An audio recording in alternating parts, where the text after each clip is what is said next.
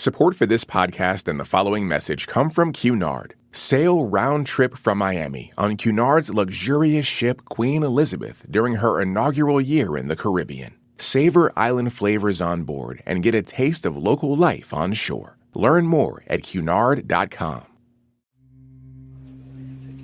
Dr. Wakefield, would you like to start this panel?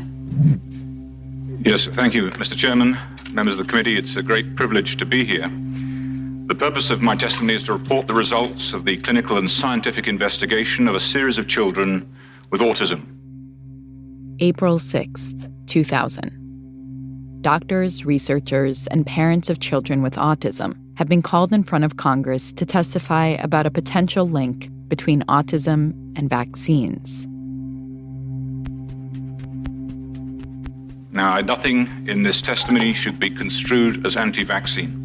Rather, I advocate the safest vaccination strategies for the protection of children and the control of communicable disease. That's Andrew Wakefield.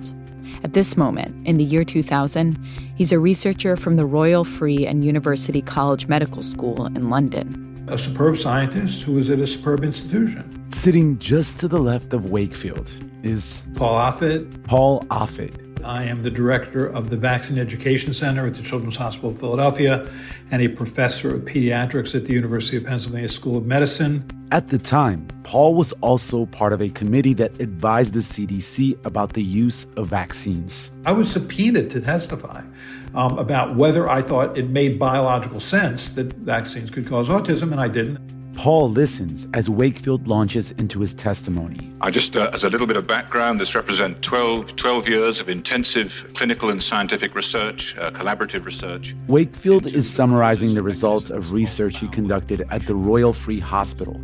Research that first got the medical community's attention in 1998 when he published a paper in a renowned British medical journal called the Lancet. In that paper, Wakefield hypothesized that the measles, mumps, and rubella vaccine could be connected to the development of autism in children. When it's Paul's turn to speak, he doesn't waste any time beating around the bush. My role in these proceedings is to explore the theories that have arisen due to concerns by the public that autism might be caused by the combination of measles, mumps, and rubella vaccines known as MMR. No evidence exists that proves this association. Paul is right. By the time Wakefield landed in front of Congress, his paper had been debunked, and one of the scientists who had debunked it was even sitting on the panel alongside him. I think Andrew Wakefield believed this was true, and he's even after study showed that he was wrong, he believed he was right. But you could see that he was beloved at that meeting. He was godlike, whereas we were the bad guys. This wouldn't be the last time Wakefield would be called in front of the U.S. government to repeat his debunked findings. Wakefield's paper gave the myth that vaccines cause autism real traction and staying power, the consequences of which we're still dealing with today. Once you've rung a bell like that, it's very hard to unring it. It was a moment that health professionals and the medical field point to as evidence that people who are skeptical of the safety of vaccines are making it all up. But this moment also became a proxy for fears that have been around as long as vaccines have. Fears that in recent decades have intensified as the pharmaceutical industry has grown in size and influence. As the COVID-19 pandemic upended American life, as state-mandated vaccination programs have faced backlash, and as a polarized political climate and a deluge of misinformation has made it harder for many people to know who to trust. Today, those fears go beyond just the MMR vaccine and autism, with some powerful people casting doubt on vaccine safety in general.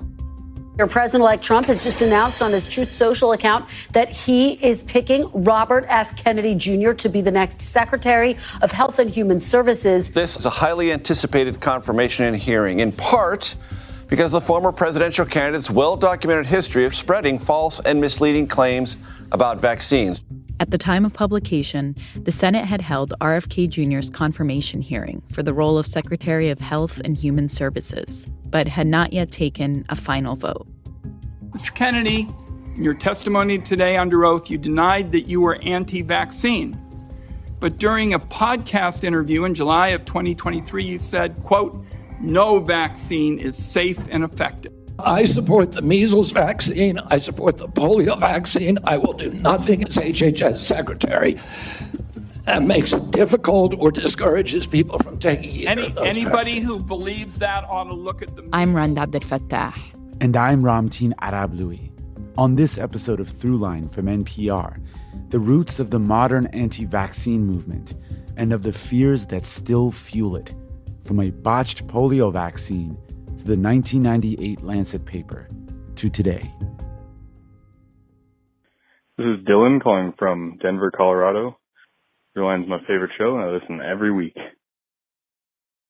Support for this podcast and the following message come from Cunard, inviting you to take a break from constant notifications.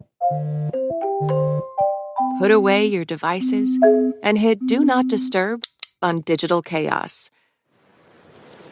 Imagine opening the doors to your private balcony and finding a wide ocean view, where the waves usher in tranquility as you relax and unwind. Visit the onboard Mareel Spa, a calming sanctuary designed to help you indulge and escape.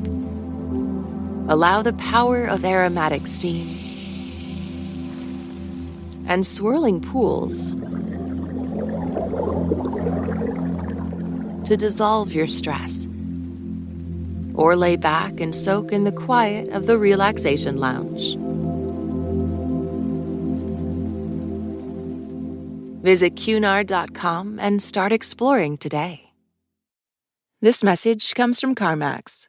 CarMax knows that finding the right car is all about exploring your options, like the option to shop your way on your schedule. At CarMax, you can browse, compare, and pre-qualify online, then finish up at the store, or simply start on the lot. The choice is yours, because at CarMax, you're in the driver's seat. Start the search for your next car today at CarMax, the way car buying should be.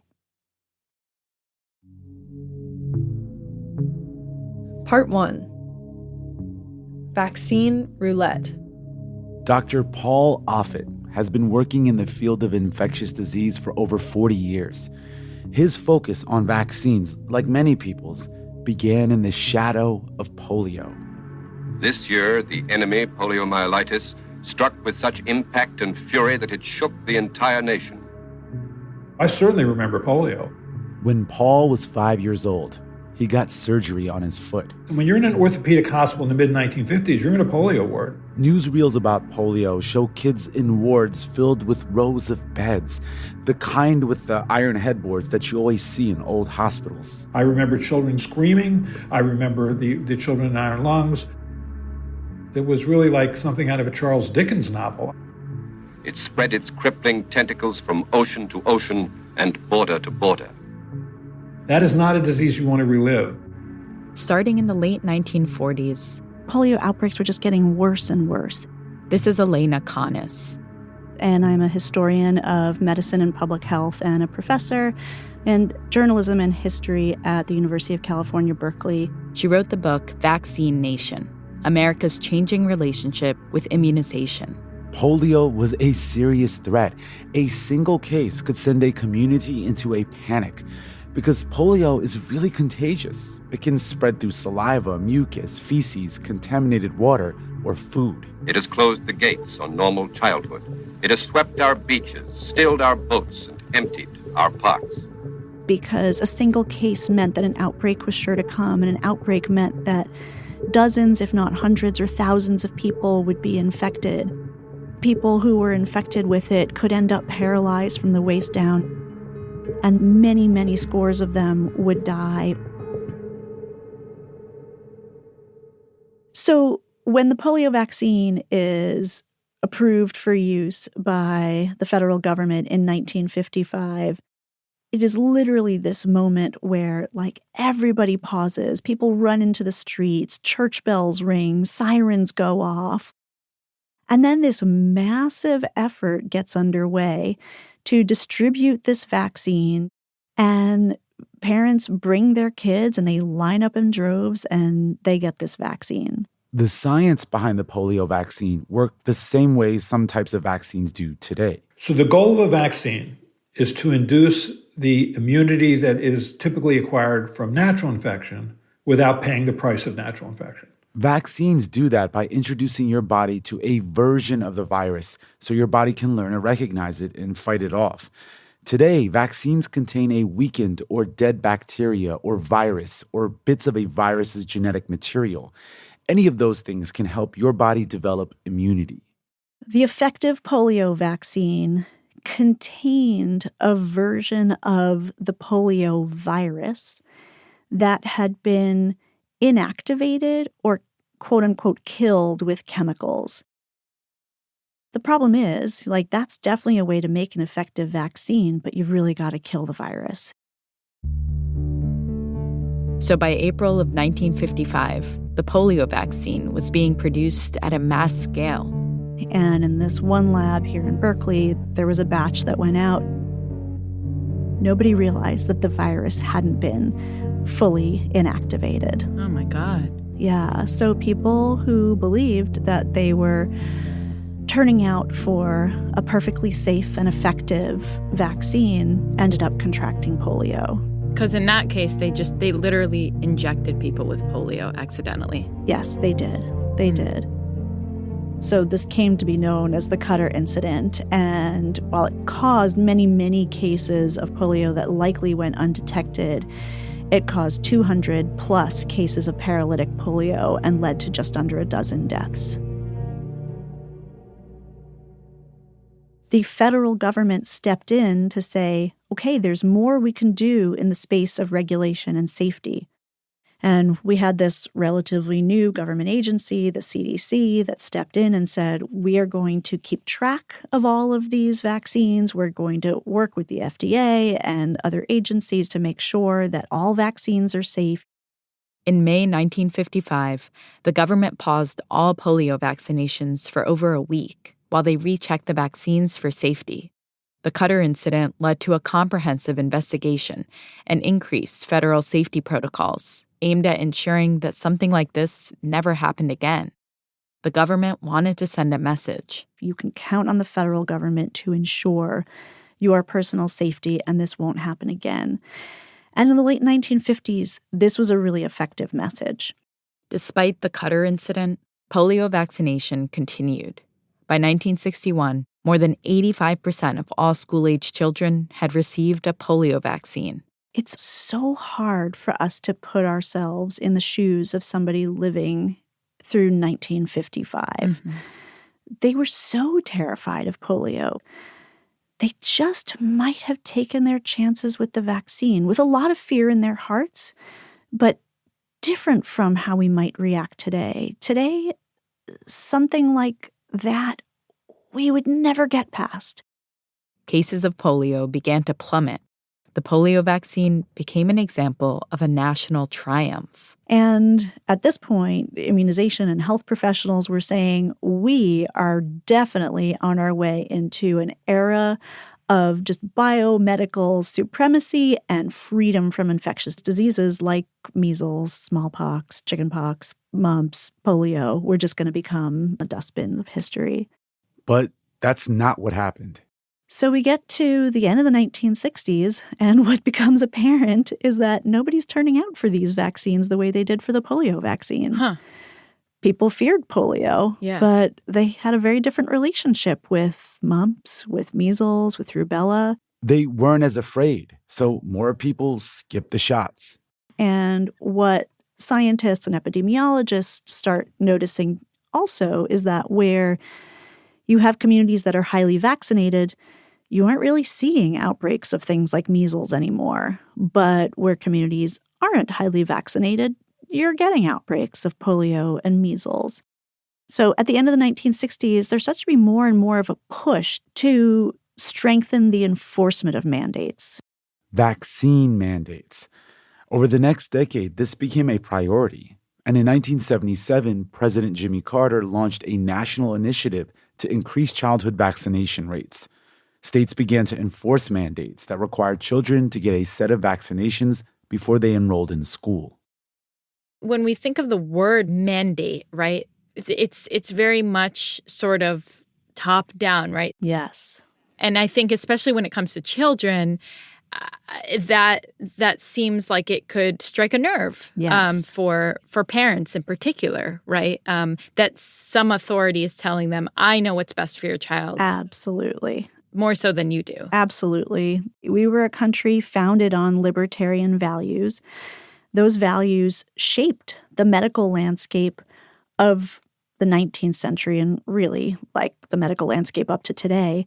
There's a tension between the authority of the parent and the authority of the state.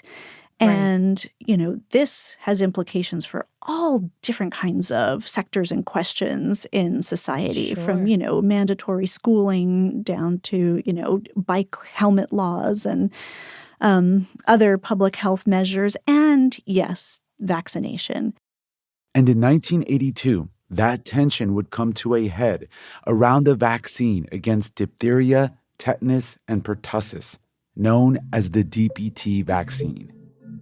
The diphtheria, tetanus, pertussis vaccine had a difficult safety profile when it was first invented. The vaccine could cause rare but severe side effects, like prolonged crying and seizures in infants. These symptoms were temporary, but claims began to circulate that the vaccine was doing permanent damage to children. So in the early 1980s, there is a reporter, Lee Thompson, a reporter at NBC affiliate WRC-TV in Washington, D.C., who catches wind of these claims. And she embarks on this reporting project, and it ends up becoming the basis for a 1982 hour-long news broadcast titled Vaccine Roulette. DPT vaccine roulette. Just a note here that people call this vaccine both DTP and DPT. So you'll hear both in the episode, but they're referring to the same thing. And what Thompson reports is that scientists have known for some time that there are adverse events associated with this vaccine, but that they aren't disclosing them to parents, and that parents are therefore, as she put it, kind of playing a game of roulette with their children. If we kind of keep the Cutter incident in mind, we just marveled at the fact that parents at that moment in time knew that there was this horrible chance that something could go wrong, and yet people still got their kids vaccinated against polio anyway. But a couple decades later, the early 1980s, that's not what the parent population of the U.S. is ready to sign on for at that point.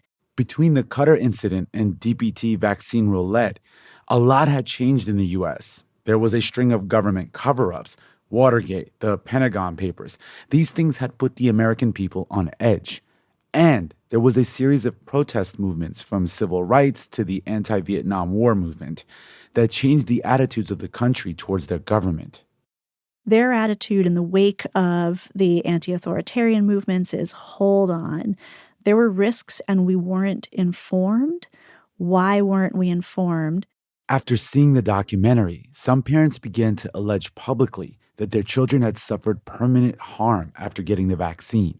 They organized themselves into a group that they called Dissatisfied Parents Together. DPT.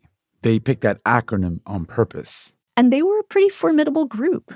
Parents also began to sue pharmaceutical companies. The whole issue was it was very complicated to determine with certainty whether it was the reaction that a kid had was coincidental with the vaccine, or was it some underlying condition that was triggered by the fever that they got as a result of this vaccine. This is Arthur Allen. He's a senior correspondent for nonprofit KFF Health News and author of the book Vaccine, the controversial story of medicine's greatest lifesaver. You wouldn't really blame the vaccine for that, because maybe if they'd had a fever the next week from a regular viral illness, the same thing would have happened to them. So there's the scientific answer to that, and then there's the legal answer to that. The scientific answer became clear pretty quickly. Studies actually fairly quickly showed that wasn't the vaccine that was doing it. If you looked at children who got the vaccine or didn't, there was no increased incidence of any permanent defects associated with that vaccine. The legal answer was a little murkier. I mean, vaccines are supposed to be really safe, and they should be, much safer than almost any medication you can think of. But that doesn't mean that they're completely safe. It doesn't mean that there's no harms.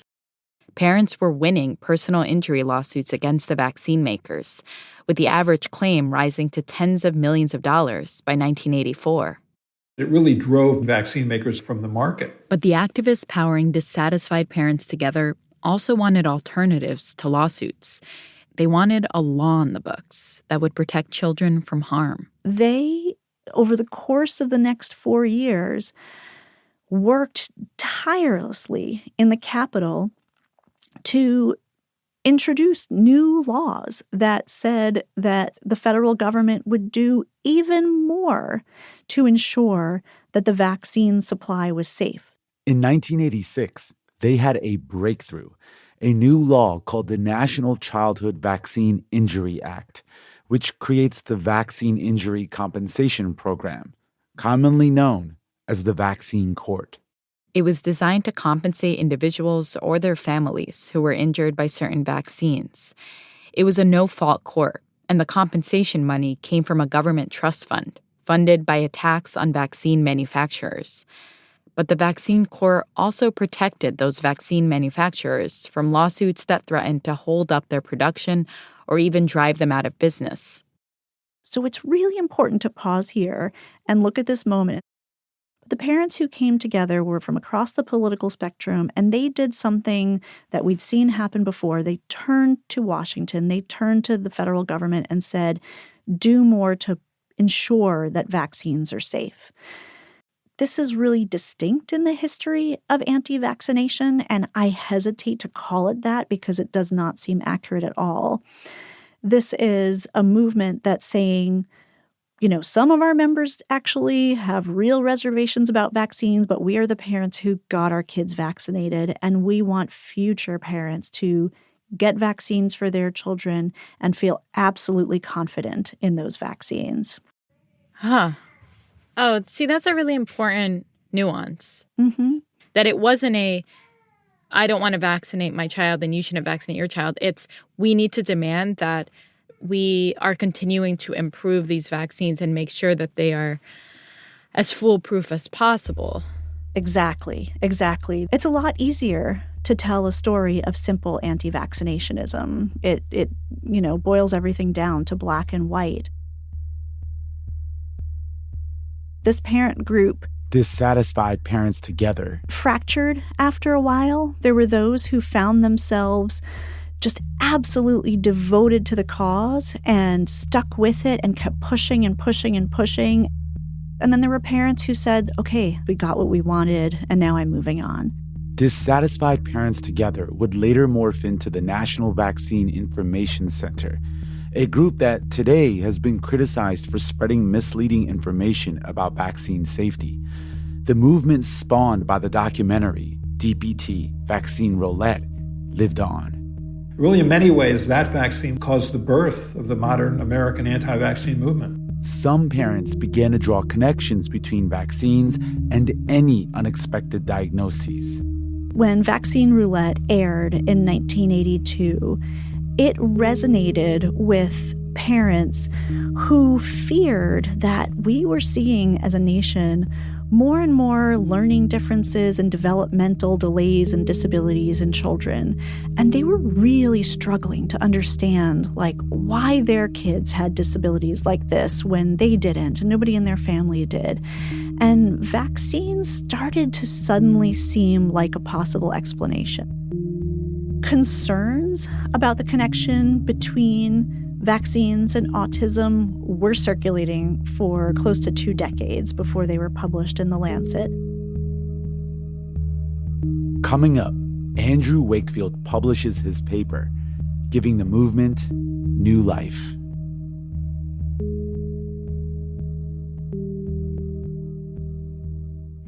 Hello, I'm calling from Milwaukee, Wisconsin. And the only reason I'm calling is to say that I heard the program called Throughline last Friday night, and it was the most wonderful program I've ever heard. Thank you. Thank you so much. Support for this podcast and the following message come from Cunard, inviting you to take in the sounds of Alaska. Relax on spacious decks with 360-degree views as you cruise through Glacier Bay National Park. Hear the call of a bald eagle or the song of a humpback whale as you take in the beauty of Alaska's snow-capped mountains from your own private balcony. More at cunard.com/Alaska. This message comes from Sony Pictures Classics with Becoming Led Zeppelin, the first authorized documentary on the group, powered by never-before-seen footage exploring their remarkable origin story. Now playing exclusively in IMAX everywhere February 14th. This message comes from Charles Schwab. When it comes to managing your wealth, Schwab gives you more choices, like full-service wealth management and advice when you need it. You can also invest on your own and trade on Thinkorswim. Visit schwab.com to learn more. Part 2. The Lancet paper. In 1996, a man named Richard Barr approached a doctor named Andrew Wakefield with an offer. Barr was a personal injury lawyer with ties to an anti-vaccine group. He offered to pay Wakefield to research a link between the MMR vaccine and autism so that he could use Wakefield's research as evidence in his lawsuits. Wakefield's paper was published in 1998 in The Lancet, one of the world's leading medical journals, sending shockwaves through the medical community. Now, his paper wasn't a study. It was a case series, which is different from a full-blown scientific study. A case series is when doctors notice a trend in their field, maybe like a group of patients exhibiting mysterious symptoms, and they think there could be something more to look into. So they write up a paper on a very limited group of people detailing their findings. It was 12 children, 8 of whom had developed signs and symptoms of autism. Wakefield's paper suggested a link to the MMR vaccine, for which he had no evidence. Again, this is Paul Offit, director of the Vaccine Education Center at the Children's Hospital of Philadelphia. You could have published a paper saying, here's 8 children who recently ate a peanut butter and jelly sandwich that now have signs and symptoms of autism, because it was really no better than that. But when it was published, people in the medical field took it seriously, because that's how a case series is supposed to work. Someone notices a strange pattern, publishes a paper about it, and it prompts other scientists to look into it. Because it's fair enough, right? My child was fine. They got this vaccine. Now they're not fine. Could the vaccine have done it? That is an answerable question. It's a scientific question that can be answered in a scientific venue, and was. And so study after study after study, more than a dozen studies, done in 7 countries, on 3 continents, involving thousands and thousands of children. None of them found any evidence that linked the MMR vaccine to the development of autism. So asked and answered. But the doubts Andrew Wakefield had sowed were powerful. And that's what landed Paul in front of Congress, testifying opposite Andrew Wakefield in April 2000. My concern, Mr. Chairman, is that parents listening to or reading about this hearing might incorrectly conclude that vaccines cause autism. This is not the case. Vaccines are extremely safe and highly effective. I'd love to get a sense of even more of what it was like to be in that room listening to him. It was like the world had turned upside down. In my world, it's always the data that mattered. And it's fair to ask a question. It's fair to have a hypothesis. But if it's a testable hypothesis, which this was, does MMR cause autism, you're not asking how many angels can dance on the head of a pin. This was a question that could be answered in a scientific venue and was being answered in a scientific venue. And so I saw this man standing up, ignoring those data and just declaring his own truths, including scientific truths. And I just couldn't believe it. I wasn't used to that. I'm getting much more used to it now, but I wasn't used to that then. Did you have any interaction directly with him?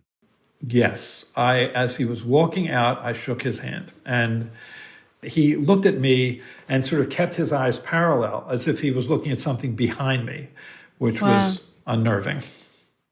In that moment, did you have a sense of just how big this idea that he had launched into the world, that vaccines cause autism, was going to become? No, not at all. I still believed at that time in a world dominated by logic and reason, that it's okay to ask the question, it's okay to have the hypothesis, but that when that question has been thoroughly answered, that would end it. And I was just naive. I was wrong. It didn't end it at all. If anything, it's gotten worse over time as we have less and less trust in public health agencies. I will never forget that when that meeting was over, and there was an overflow room for parents, because parents really wanted to hear this, parents of children with autism. And afterwards, there were a number of parents that came up to tell me what a jerk I was for sort of standing up for what I thought was the science of vaccines. The thing that struck me then and still strikes me is that we were like the scientists, or we were the doctors. But here he was representing the parents. And we were parents too. So we cared deeply about vaccine safety. Wakefield seems like he knew how to command a room. He knew how to shape the narrative. And that seems to have been really important in terms of getting this idea traction. He comes off as someone who's speaking truth to power, and that power is pharmaceutical companies who are never going to be seen as sympathetic. So if you're on the other side, you're just saying, look, this isn't true. This isn't causing autism, but you don't have anything to offer. You don't have a clear cause or causes of autism. He does. He's offering parents something, and we're not. The prevalence of autism diagnoses was rising dramatically during this time. From the 1970s to the 1990s, the U.S. had seen a 10-fold increase. Some people attributed the rise, at least in part, to greater awareness and changes in diagnostic criteria. But there wasn't a conclusive explanation. Wakefield's theory was just one theory. Others started to emerge. Some parents latched onto an ingredient in some vaccines called thimerosal. It's a preservative used to keep germs from growing in some vaccines. It was never used in the MMR vaccine, but it was used in others, and it contains levels of mercury. Some parents believed exposing children to thimerosal could cause autism. This has been studied extensively since then, and there has been no scientific evidence linking the two. Still, the concerns about mercury led to change. There are now thimerosal-free versions of most vaccines available to people. Even if Wakefield's theory and thimerosal theory were pretty different, the people who believed in them had a common enemy. In the early 2000s, what we have is this moment in which a handful of things have been happening. Elena Canes, professor of journalism and history at the University of California, Berkeley. There's been growing attention to mercury exposure, growing crackdown on it. There's been growing attention to the abuses of the pharmaceutical industry. And what I mean by that is, like, very broadly, the practices of the pharmaceutical industry in courting doctors and selling diseases in order to sell drugs, in like concealing data, in turning out Yes, but like long before the opioid crisis. We even have like the editor of the esteemed New England Journal of Medicine writing a whole book about things that big pharma had done wrong. It has become like a national punching bag. There are these myriad concerns that parents and others have been raising about vaccines. The fact that autism rates were just skyrocketing in a mind-blowing way. Like, it just in the early 2000s, everywhere you looked, every classroom, there were kids with autism diagnoses. They were all across the spectrum. The statistics coming out of the CDC were absolutely terrifying, and they just went higher and higher, like the rate of— with no good explanation. No explanation at first, and gradually, like, partial explanations coming together. But you can kind of start to see the issues here overlapping, like, hold on, mercury exposure, hold on, more and more vaccines, and these mandates, and autism. And this very active group of parents kind of join forces with some of the extant vaccine critical groups and start bringing attention to, again, as they called it at the time, vaccine safety issues in a way that hadn't happened in a full 20 plus years. Like, things had gone really quiet after the passage of the 1986 law.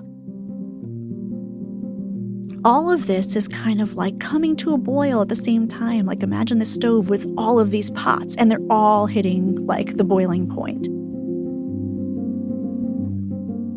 Soon, the pots on the stove would boil over, and concerns about vaccines and autism would spread much further. Around 2004, RFK Jr. called me. That's coming up. Hello, this is Steve from Tampa, Florida, and you're listening to Throughline from NPR.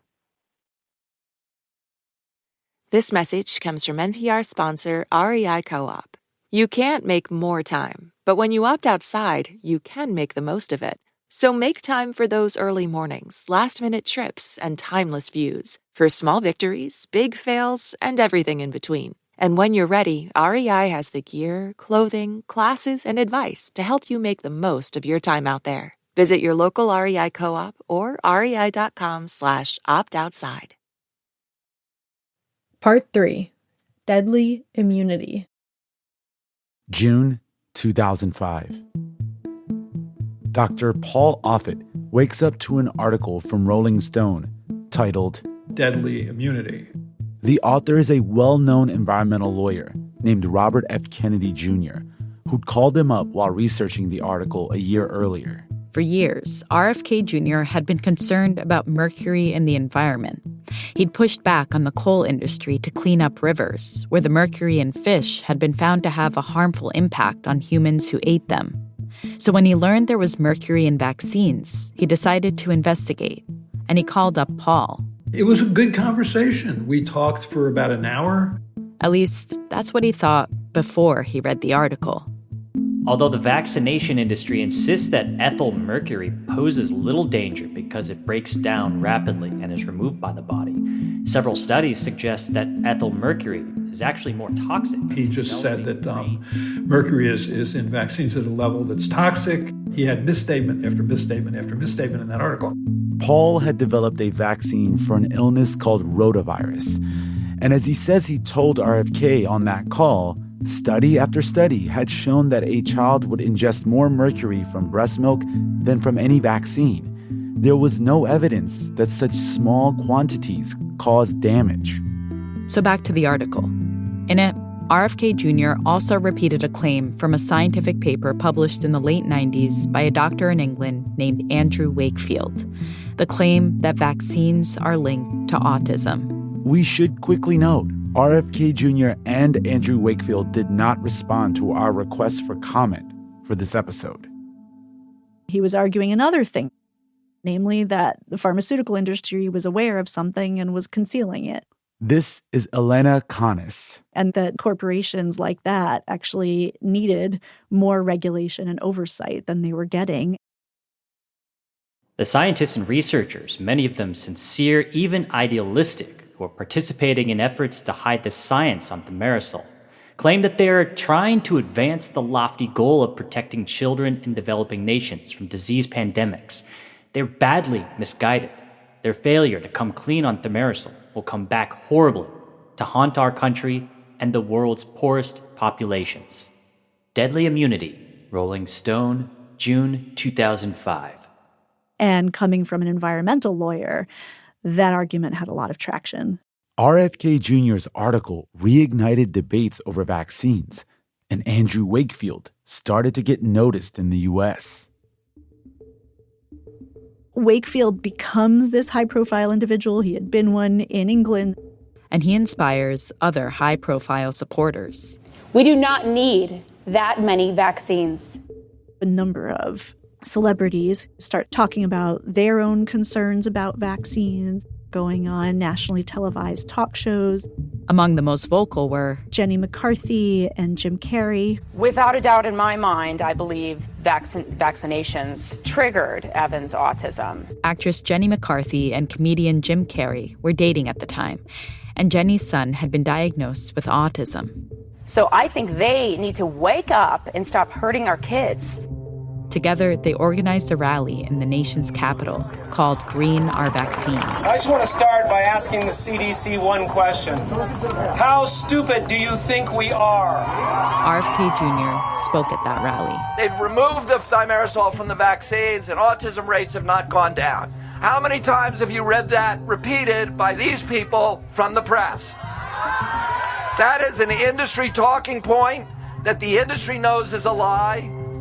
Everybody knows National news outlets turned out story after story about vaccines. Local newsrooms were closing down, and there was increasing competition for news consumers. And the vaccine story was one of these stories that resonated broadly. And meanwhile, social media is taking off. The public can actually weigh in. And so this thing really snowballs. And it's really creating a mass movement. So as this mass movement continued to make headlines in the 2000s, it also began to face more scrutiny. A lot of really critical media attention then starts to focus on the kind of characterization of vaccine skeptics as ignorant, selfish, uninformed, and worse. And it's become kind of a moral position that many in media and politics have become comfortable taking. Vaccines save lives. If you don't get vaccines, you don't care about people, and you don't believe in science, without including any of the vast context around the question. Yesterday, a respected British medical journal retracted a study that said the MMR vaccine may trigger autism.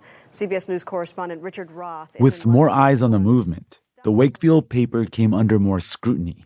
The Lancet retracted it in 2010, and a British journalist named Brian Deer published an investigation revealing that it wasn't just flawed, but omitted key facts. Deer had already confirmed that Wakefield was paid to conduct his research by people with an interest in its outcome. His new work revealed that some children in the study had already exhibited signs of autism before getting vaccinated. RFK Jr.'s article in Rolling Stone was also removed. You went through the sort of fallacies of the Wakefield paper. Do you remember when it was retracted and what your reaction to the retraction was and what happens to Wakefield? My reaction was, it's too late. It should have never been published. You can't say anything about causality because there's no control group. But were you surprised that even after the retraction, the narrative continued? I'm not even sure if they'd retracted it a month later, it would have mattered. I think the cage door got open and the devil came out. After the retraction, Wakefield lost his medical license in the UK, but he had already moved to the US and gotten involved in the anti-vaccine movement. Eventually, he made a documentary which controversially reiterated the claims in both his paper and RFK Jr.'s article. As for RFK Jr., he launched an organization called the World Mercury Project that was committed to, quote, exposing the government and corporate corruption that has led to increasing exposures to neurotoxic mercury in foods and medicines. And in the meantime, vaccine-preventable diseases are starting to break out in really troubling numbers. Health officials fear thousands may have been exposed to the measles at Disneyland and Disney California Adventure last month. Then in 2014, there's this measles outbreak that starts at Disneyland. I think the original case may have come in from outside of this country because measles is still prevalent in the world. Measles had been eliminated in the U.S. by the year 2000, which meant enough people were vaccinated that even if someone came into the country with measles, it wouldn't be able to spread. Think of it as like a bunch of people holding up umbrellas in a group. So even if a few people don't have an umbrella, they're still shielded from the rain. There was essentially a moat around them. But that protection wouldn't last forever. For decades, California had allowed some people to opt out of vaccines for non-medical reasons. The state actually created that exemption when it started mandating that kids get the polio vaccine before enrolling in school, back in the 1960s. California had a philosophical exemption to vaccination. And vaccination rates had begun to fall. Once vaccination rates fray, that moat disappears. Eye fever, aching eyes, hacking cough, and after a week, every square inch of you covered by red dots. Measles. Tonight, the CDC warns it's back and it's spreading. So Oregon is now the latest state to have a case of measles traced back to that outbreak that started at Disneyland. As health officials try and contain the virus, parents are late 2014 into 2015, health professionals and lawmakers come together in California and elsewhere and say, like, enough is enough. We have had enough vaccine skepticism. We have had enough use of vaccine exemptions. And so they start cracking down on exemption clauses. But there was a backlash. Jim Carrey is really upset with California Governor Jerry Brown for signing a new vaccination law this week. The rule makes vaccines mandatory for all school children, regardless of their religious and personal beliefs. Carrey went off on Twitter and called Governor Brown a corporate fascist who must be stopped.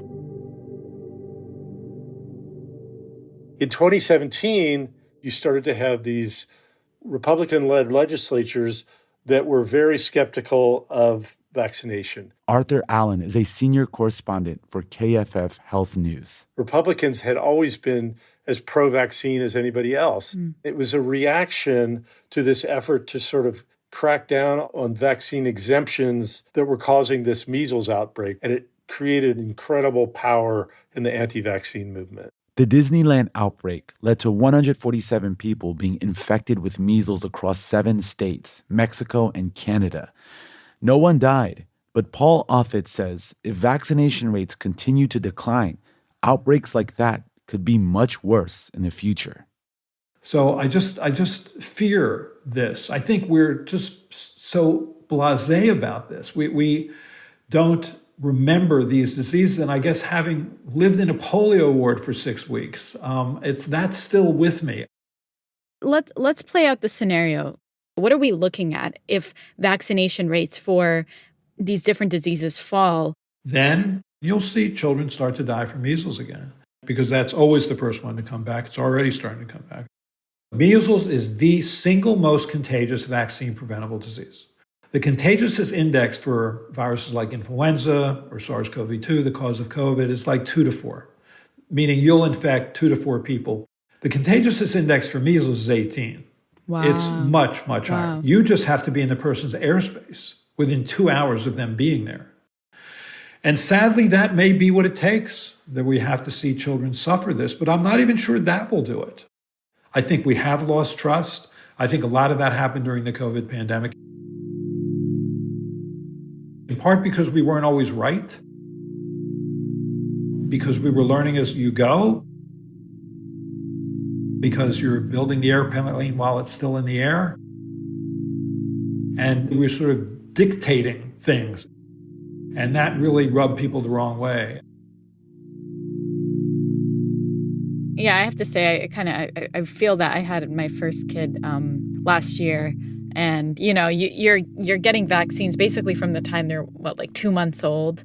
And I have a new kind of empathy for that kind of fear that many parents have, because you have this desire to sort of control everything, about their well-being and health and care and all of that. I think it's perfectly reasonable for a parent to be skeptical of anything that they put into their child's bodies, vaccines certainly among them. I mean, we ask parents to give as many as 25 shots in the first few years of life to prevent diseases most people don't see, using biological fluids most people don't understand. I think it would be surprising if parents weren't skeptical of vaccines. But I think that there's a difference between skepticism and cynicism. And when you cross the line to cynicism, now you just don't believe what people are telling you. You don't believe the data. You don't believe the science. And that's different. All you have that separates truth from superstition are excellent scientific studies. And if you're throwing those out, then You feel like there's no hope. I will say that when you sit down to get a vaccine, you're placing an enormous amount of trust in a long chain of people and institutions that you may not know, you may never see, you may never understand. That trust is fundamental to that story of success. But that trust has been eroded across the board. Getting a vaccine is not just this simple, cut and dried medical or political act. Like, it's a human act, and it can be painful. And when we do it to children and our little babies, it's emotional too. All of that is part of the reality of getting vaccinated. So, yes, vaccines save lives. And I wish that could be the end of the story, but the entire reason why I study the history of vaccination is because it's not.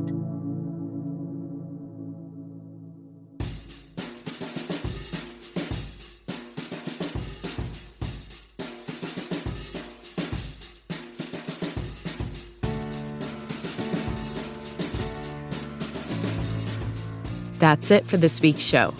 I'm Rand Abdel Fattah. I'm Ramteen Arablouei, and you've been listening to Throughline from NPR. This episode was produced by me. And me, and Lawrence Wu. Julie Kane. Anya Steinberg. Casey Miner. Christina Kim. Devin Katayama. Irene Noguchi. Voiceover work in this episode was done by Devin Katayama.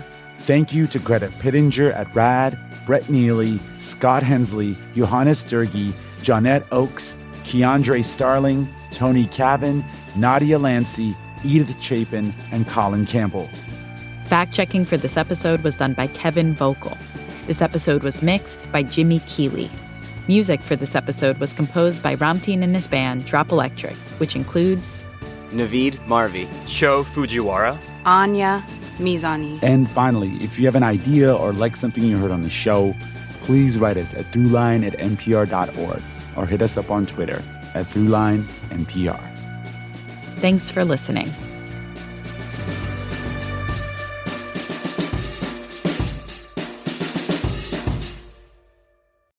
This message comes from Homes.com. What kind of programs does this school have? How are the test scores? These are all things parents ask when they home shop. That's why each listing on Homes.com includes extensive reports on local schools. Homes.com. We've done your homework. This message comes from NPR sponsor Vuori, a new perspective on performance apparel. Check out the latest Dream Knit collection by visiting vuori.com/NPR for 20% off your first purchase. Exclusions apply. Visit the website for full terms and conditions. Support for this podcast and the following message come from Cunard, inviting you to take in the sounds of Alaska. Relax on spacious decks with 360-degree views as you cruise through Glacier Bay National Park. Hear the call of a bald eagle or the song of a humpback whale as you take in the beauty of Alaska's snow-capped mountains from your own private balcony. More at cunard.com/Alaska.